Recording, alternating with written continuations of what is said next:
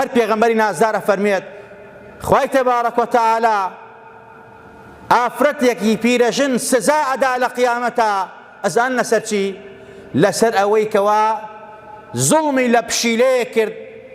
بە ئارەزوو بەویستی خۆی پشیلەیەکی گرت لە کۆڵانە و خستێ ماڵەوە زیندانی کرد بۆ ڕەفاهێت و خۆشگوزەرانی نەفسی خۆی کە بژانە ئەو پشیلە چۆن گیانی دەرەچێ و چۆن ئەمرێ لە برسا ئەم پشیلەی زیندانی کرد نەهێشتی نەبەری دابچێ لە دەرەوە ئەم پشیلە بگەڕە و شتێک بخوا نەمرێ لە برسا نەخۆی گشتی پێدا سجنی کرد بۆ ئەوەی کەوا بمرێ لە برسا بە ئارەزوی خۆی پێغەمبەری خوا فەرمی خوا لەبەر ئەو پشیلە کە ئەم زیندانی کرد و کوشتی لە برسا خوا لە ڕۆژی قیامەتە ئەو ئافرەتە قەتە جەهەنەمەوە جا قڕ بە سەرمان ئەوانەمان کەوا بۆ خۆشگوزارنی خۆمان ئازاری سەگمان دابێ ئازاری توولە سەگمان دابێ ئازاری پشیلەمان دابێ بە ئەنقەستی بە نەزانین نە ئینسان بە نەزانین بکوژێت ئینسان خوا محاسەبەی ناکات چونکە نەزان بووە قەتڵی خەتەیە لە ئیسلامە بەڵام بە ئارەزوو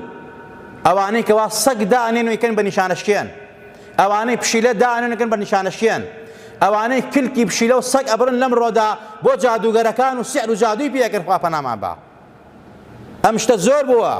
جادوگەرە مەلعونەکان ئەم خەڵکەی کەوا خۆی بە مسلمانە زانێ فێری جادوگەری بوون جادوگەرەکان داوای ئەوان لێکەن دەستی پشیلەیە قاچی پشیلەیە بە زندوی بۆیان بێنن خوا پەنامان بە ئازاردانی ئەمانە خوا ئازارت دەدا خوا لە مناڵەکەتەوە دەست پێ